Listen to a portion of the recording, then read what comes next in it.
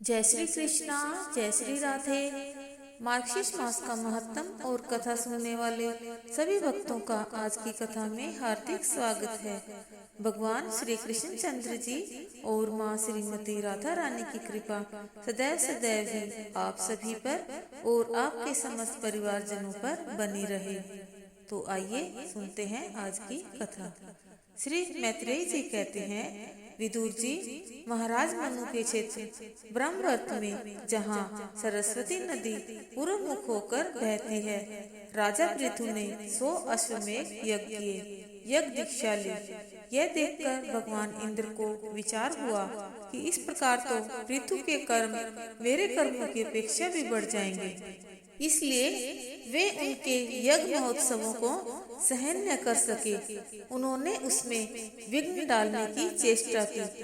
जिस समय महाराज पृथु अंतिम यज्ञ कर रहे थे, उनका ध्यान यज्ञपति भगवान की आराधना में लगा हुआ था। इंद्र ने ईर्ष्यावश भेष बदलकर उनके यज्ञ का घोड़ा हर लिया। इंद्र ने अपनी रक्षा के लिए कवच रूपी पाखंड वेश धारण कर लिया था।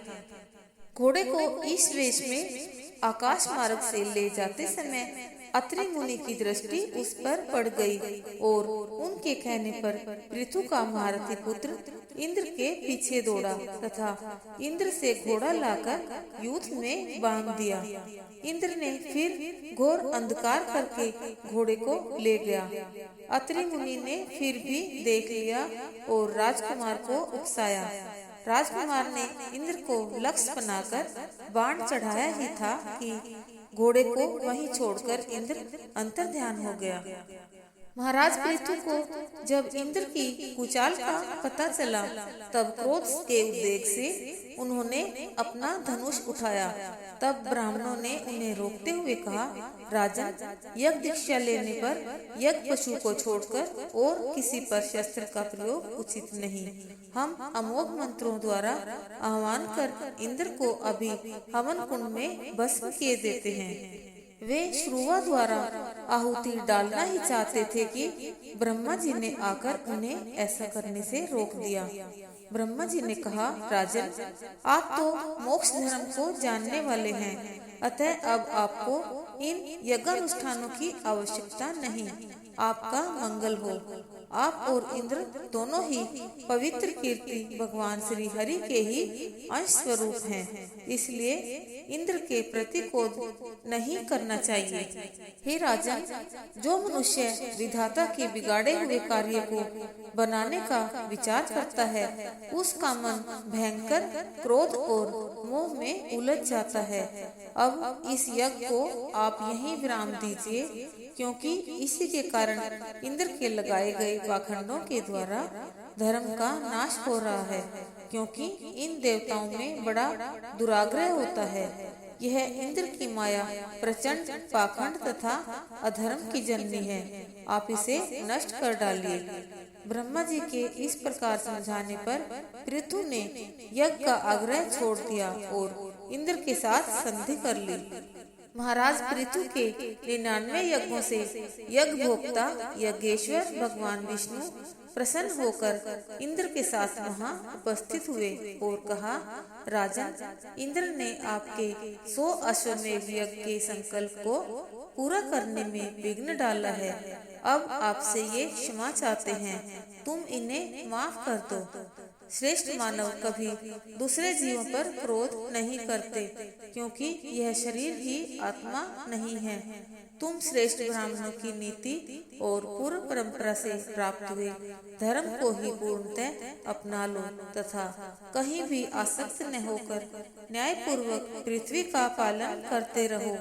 सभी लोग तुमसे प्रेम करेंगे और कुछ ही दिनों में घर बैठे ही सिद्ध संकादिकों के दर्शन होंगे। वत्स, हमारा आना कभी निष्फल नहीं होता, इसलिए हम तुम पर प्रसन्न हैं। जो चाहो सो मांग लो। श्री मैत्रेय जी कहते हैं, विदुर जी, प्रभु अपने चरण कमलों से पृथ्वी का स्पर्श करते हुए खड़े थे। उनका कराग्र भाग गरुड़ जी के कंधे पर रखा था। महाराज पृथु नेत्रों से झरते आंसुओं को पोंछकर अतिरिक्त निगाहों से देखते हुए इस प्रकार कहने लगे। मोक्षपति प्रभु, आप वर देने वाले ब्रह्मादिक देवताओं को भी वर देने में समर्थ हैं। कोई भी बुद्धिमान पुरुष आपसे देहाभिमानियों के भोगने योग्य विषयों को मांग सकता है। वे तो नारकीय जीवों को भी मिलते ही हैं। अतः मैं आपसे इन तुच्छ विषयों को नहीं मांगता। भगवान, मुझे तो उस मोक्ष पद की भी इच्छा नहीं है जिसमें महापुरुषों के हृदय से उनके मुख द्वारा निकला हुआ आपके चरण कमलों का मकरंद नहीं है, जहाँ आपकी कीर्ति कथा सुनने का सुख नहीं मिलता। इसलिए मेरी तो आपसे यही प्रार्थना है कि मुझे आप 10,000 कान दे दीजिए, जिनसे मैं आपकी लीला कथाओं का श्रवण करता रहूं। श्री मैत्रेय जी कहते हैं, विदुर जी, आदिराज पृथु जी के इस प्रकार स्तुति करने पर सर्वसाक्षी श्री हरि ने उनसे कहा, राजन, तुम्हारी मुझ में भक्ति हो।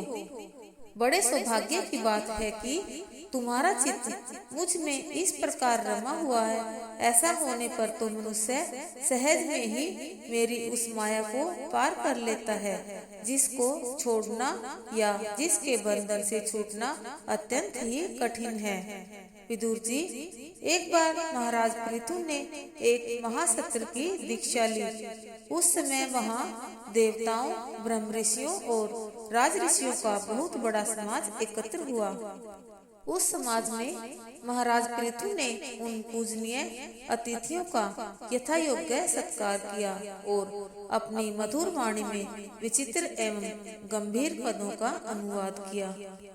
राजा पृथु ने कहा, जो राजा प्रजा को धर्म मार्ग की शिक्षा न देकर केवल उनसे कर वसूलने में लगा रहता है, वह केवल प्रजा के पाप का ही भागी होता है और अपने ऐश्वर्य से हाथ धो बैठता है। अतः प्रिय प्रजाजन, अपने इस राजा का परलोक में हित करने के लिए आप लोग परस्पर दोष दृष्टि छोड़कर अपने हृदय में भगवान को याद रखते हुए अपने कर्तव्य का पालन करते रहिए, क्योंकि आपका स्वार्थ भी इसी में है और इस प्रकार मुझ पर भी आपका बड़ा अनुग्रह होगा। माननीय सज्जनों, किन्हीं श्रेष्ठ महानुभावों के मत में तो कर्मों का फल देने वाले भगवान यज्ञपति ही हैं, किंतु मनु, उत्तानपाद, प्रियव्रत, ध्रुव, अंग, ब्रह्मा, शिव और इसी कोटि के अन्यान्य महानुभावों के मत में तो धर्म, अर्थ, काम, मोक्ष रूप चतुर्वर्ग तथा स्वर्ग और अपवर्ग के स्वाधीन नियामक कर्म फलदाता भगवान गदाधर की आवश्यकता है। उन प्रभु को आप अपनी आजीविका के उपयोगी वर्णाश्रमोचित अध्ययन आदि कर्मों तथा ध्यान, स्तुति, पूजन आदि मानसिक, वाचिक एवं शारीरिक क्रियाओं के द्वारा प्रभु का चिंतन करें तथा हृदय में किसी प्रकार का कपट नहीं रखें। अतः यह मानकर निश्चय करें कि अपने अपने अधिकार के अनुसार इसका फल अवश्य प्राप्त होगा। महाराज पृथु का भाषण सुनकर देवता, पितर और ब्राह्मण आदि साधुजन बहुत ही प्रसन्न हुए और साधु साधु कहकर उनकी प्रशंसा करने लगे। उसी समय वहाँ सूर्य के समान तेजस्वी 4 मुनीश्वर आए। राजा पृथु ने अर्घ देकर उन्हें आसन पर विराजमान कर उनका षोडशोपचार से पूजन किया तथा उनका चरणोदक अपने मस्तक पर धारण करके उनसे पूछा, मंगल मूर्ति मुनीश्वरों, आप इन संसार नल से संतप्त जीवों के परम सुहृद हो, इसलिए आप में विश्वास करके मैं यह पूछना चाहता हूँ कि इस संसार में मनुष्य का किस प्रकार सुगमता से कल्याण हो सकता है। सनत कुमारों ने कहा, महाराज, आपने सब कुछ जानते हुए भी समस्त प्राणियों के कल्याण की भावना से बहुत ही उत्तम बात पूछी है। राजन, शास्त्र जीवों के कल्याण के लिए भली भांति विचार करने वाले हैं।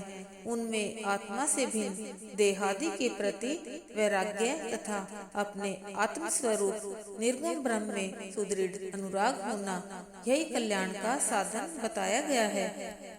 शास्त्रों का यह भी कहना है कि गुरु और शास्त्र के वचनों में विश्वास रखने से, भागवत धर्मों का पालन करने से, तत्व जिज्ञासा से, ज्ञान योग की निष्ठा से, श्री हरि की उपासना से, भगवान की पावन कथाओं को सुनने से मनुष्य का कार्य कारण रूप संपूर्ण जड़ प्रपंच से वैराग्य हो जाता है और आत्मस्वरूप निर्गुण ब्रह्म में अनायास ही प्रीति हो जाती है।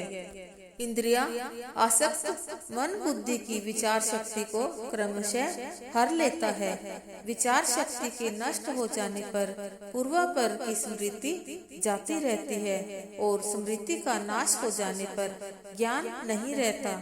इस ज्ञान के नाश को ही पंडित जन अपने आप का नाश करना कहते हैं। मैत्रेय जी कहते हैं, विदुर जी, सनत कुमारों से इस प्रकार आत्म तत्व का उपदेश पाकर महाराज पृथु ने उनकी बहुत प्रशंसा की और उनकी पूजा की। फिर वे सब लोगों के सामने ही आकाश मार्ग से चले गए। उनसे आत्म उपदेश पाकर महाराज पृथु आत्मनिष्ठा में स्थित होकर सभी कर्तव्य कर्मों का यथोचित रीति से अनुष्ठान करते हुए अपनी भार्या अर्ची के गर्भ से अपने अनुरूप 5 पुत्र उत्पन्न किए। उनके नाम विजिताश्व, धूमकेश, हर्यश, द्रविड़ और वृक थे। महाराज पृथु ने यह सोचकर कि अब मेरी अवस्था टल चुकी है, तब उन्होंने अपने पुत्रों को राज्य सौंप दिया और अपनी पत्नी को साथ लेकर तपोवन की यात्रा की। आज की कथा यहीं पर संपूर्ण होती है। बोलिए विष्णु भगवान की जय। बोलिए श्रीमद् भागवत महापुराण की जय। बोलिए सुखदेव जी महाराज की जय। आइए अब करते हैं श्रीमद् भागवत भगवान की आरती। श्री भागवत भगवान की है आरती, पापियों को पाप से है तारती। श्री भागवत भगवान की है आरती, पापियों को पाप से है तारती। ये अमर ग्रंथ, ये मुक्ति पंथ, ये पंचम वेद निराला, नव ज्योति जलाने वाला। हरि नाम यही, हरि धाम यही, यही जग मंगल की आरती। पापियों को पाप से है तारती। श्री भागवत भगवान की है आरती, पापियों को पाप से है तारती। ये शांति गीत पावन पुनीत, पापों को मिटाने वाला, हरि दर्श दिखाने वाला। यह सुख करनी, यह दुख हरनी, श्री मधुसूदन की आरती। पापियों को पाप से है तारती। श्री भागवत भगवान की है आरती, पापियों को पाप से है तारती। ये मधुर बोल जग फंद खोल, सन्मार्ग दिखाने वाला, बिगड़ी को बनाने वाला। श्री राम यही, घनश्याम यही, यही प्रभु की महिमा की आरती।